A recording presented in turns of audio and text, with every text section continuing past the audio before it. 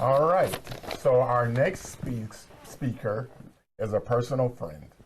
Lucianna grew up in Lansing, Michigan. As a young adult, she started her journey confronting many trials and tribulations, but managed to turn her circumstances around and assist of local resources, including Capital Area United Way. She is a single parent of two and gives back to the community by volunteering, mentoring, and is involved with many charitable organizations, including serving on the board of directors at Capital Area United Way. She's had 20 years of experience in healthcare and has served as a Spanish interpreter for diverse and vulnerable patients. She currently works at a local nonprofit serving the Lansing area.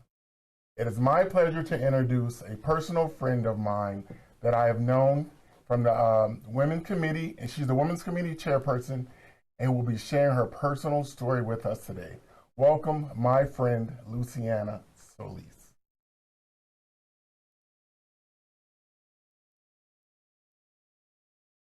Thank you so much, Mohammed, and thank you to all of you for your support to Women United. We understand how valuable your time is, so we're so appreciative of you being here today. As Mohammed stated, my name is Lucianna Solis, and I'm honored that Women United had asked me to share my story with you. Now, some of you may have heard a glimpse of my story beforehand because of my involvement with United Way, and I was once a recipient. I must admit, when I learned that I was going to be on the same platform as Governor Whitmer and Congresswoman Slotkin, I was a little intimidated. I thought, who'd want to hear my story? But then I remembered that our differences is what makes us great, and that we all have a contributing story to bring to the table. Before I start, I want to emphasize that my story is not unique, and there are many who've had to endure a similar situation as mine. I have to give my dad props for all that he's done. I cannot imagine being a single Hispanic father in the 80s, raising two girls on his own. Dad, you are the best, and you are truly my hero. This story is not a sad story, but it's a story of survival, growth, and achievement, and it's my story. So in the 80s, times were different and challenging. I'd always imagine what it would be like to have a father and a mother. I remember that I would draw a picture of what that would be like. I'm sure you're all familiar with that, where the kid would draw the picture of the mom and dad and brother and sister with the crayons, holding hands with the big sun and rainbow in the background. It's interesting how society would deem what happiness should look like. As you can imagine, there were difficult times for my sister and I. We didn't have a lot. My father didn't plan on raising two girls on his own, and as many of us know, there's no instructions on how to be a parent. But he did the best that he could, and he had to work to provide the necessities for us. We never had the nicest clothes, shoes. In fact, we had a lot of hand-me-downs and made the best of what we had. So growing up, I can remember looking at the so-called cool kids and imagining what would it be like to be picked up by two parents, having a nice home, the big Christmases, the clothes, toys, just always in my mind, what would that look like?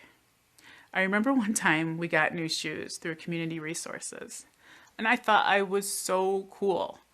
I was so excited with these new shoes because mine were E.T. and my sister got either Daisy or Donald Duck. And for that small moment, it made me feel like I wasn't poor and that I had money like the so-called cool kids. I remember that I would purposely stick my foot out in the aisle by the desk so everyone could see that I'm not poor. Look, I'm just as good as you. We all know that kids can make fun of others, and then it can be hurtful at times. I would cry a lot because I didn't have the coping skills, and I was very sensitive, and I still am to a degree.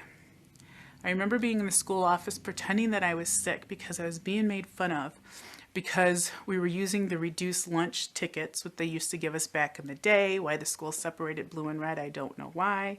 But the kids were making fun of me because I was on the reduced lunch and calling me taco and brownie. We had this amazing principal who had the similar background as I did, and I felt so comfortable talking to him. He saw me crying and called me into his office and asked why I was crying, and I told him. Well, I'll never forget his encouraging message. Now, I am paraphrasing a little bit, but I remember it went something like this.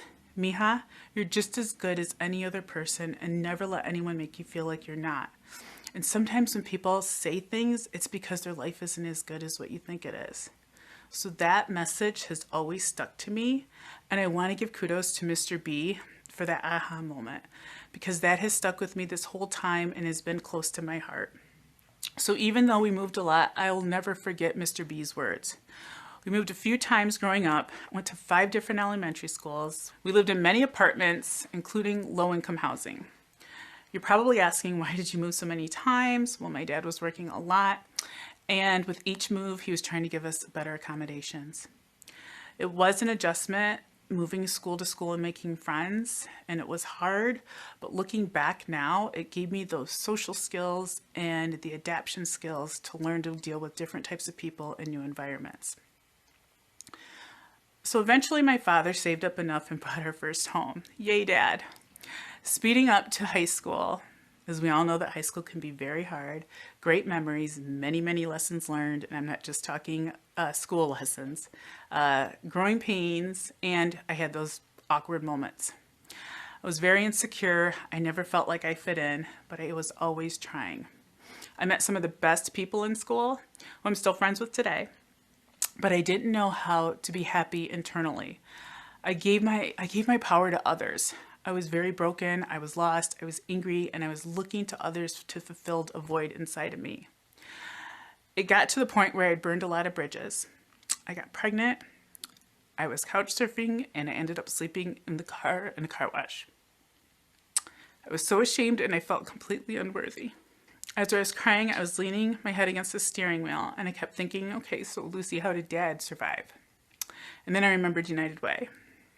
I saw a payphone across the parking lot and I decided to call. That moment changed my life. The woman I spoke with gave me the boost that I needed. No, she didn't give me any material things, but what she gave me were kind words and hope. And that's what I needed at one of my most desperate times. I felt so ashamed. It just made me feel like it was going to be okay. She said I had nothing to be ashamed about and that I would survive this. And she was right. I have to give her a huge shout out, because she gave me that push that I needed at that time, which helped with my decision to turn my life around right then and there, and I did. What I learned from this incident is that you never know what someone's going through and ended up in a situation. That was a huge lesson to me, so I never judge people because you just never know. So as I was trying to get my life in order and get some type of plan going, a lot of my relationships were still very raw because my situation was really upsetting to people in my life. And because of that shame, I didn't share a lot that was going on with my loved ones. So I reached out to the community resource list given to me by that wonderful lady that I spoke with on the payphone. That experience was difficult. And you may think, well, why? If, the community resources are there to help you. Well, yeah, they are. But in my personal experience, and speaking to some who've been down the same road, it was good and bad. It was great that they were there to help, but especially with food assistance and health insurance, but the way that they would talk to you, and just, it didn't help with the shame because you were just there for assistance and it wasn't what I was expected. I guess I was spoiled by the lady on the payphone because I thought the experience moving forward with these resources would be the same. It was an eye-opener to me what the real world was about. It clearly is the message that I needed at that time. I was on these programs to get my life back on track, but hearing those harsh words of they're just here taking advantage or they come over here to spend our tax dollars, I was just, wow. Those comments were hurtful, but they actually made me want to prove them wrong. Like seriously, I was going to school and I was trying to figure out how to be a parent. I am so thankful for the assistance, but I knew I wasn't going to stay in these circumstances. I knew I was going to make it out, and these hard and embarrassing moments weren't helpful. But here's an example of how shame can overwhelm you, and it overwhelmed me. So I would only go to the store late at night so no one would see me because I was on food stamps, and back in my day they were like play money, like Monopoly money. And the embarrassment of counting these books out, separating what was covered and what wasn't covered, always having to put half the items on the belt back, watching the total, praying that something's on sale, and then usually ending up getting my card declined. That was always fun. So I would go in late to avoid the embarrassment because there was less people at the store at that time. Now that I'm older and I've been through that situation, when I'm at the store and see someone going through the same thing, I completely understand and I have empathy. And I would hope as a society that we would as well, especially with today, with the hard times that our world is going through. So moving along, a lot of my family members were into healthcare. So I went in that same direction because I had no idea what I wanted to do, but I was desperate for a good job with benefits. So I went in the direction that people thought that would be best for me. So off I started my career in healthcare. It was eye-opening to me how precious life is. I've seen it all throughout my career, and I'm so thankful for that opportunity. I made some amazing friends, and I got to work with some phenomenal people. So now I'm working full-time, I'm raising my kids, and I'm going to school. It was really, really difficult financially, but it was also really difficult emotionally. I was completely exhausted.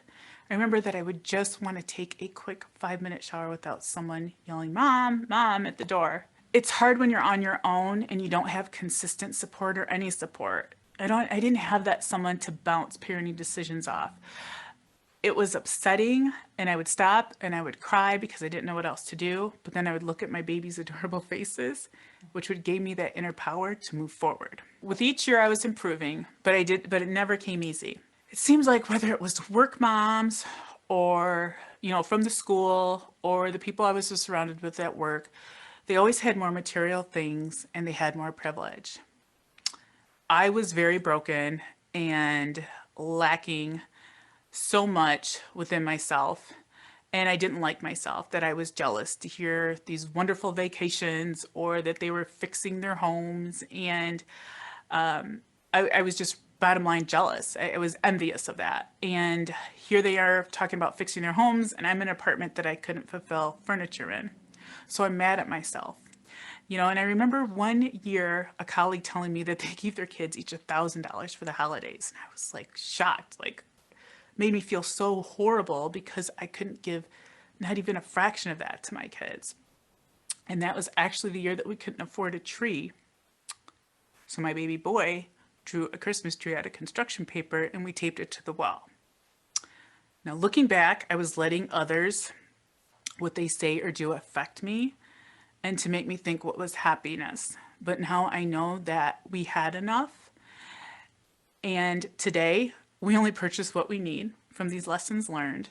And the tradition in my home is that we don't celebrate any holiday until we serve others within our community. So as my life continued, I was working full time. I was going to school and trying to keep up with my kids. Their activities, homework was so much to handle, but we did it. One of the challenges that I had is that I had to drop my son off at one school and then take my daughter to another school that didn't start for 40 minutes later. I didn't have enough gas to go back home and come back, so we would have to sit in the car, even in the winter. And I was hesitant of keeping the car on to keep it warm or turn it off, but we made it through it.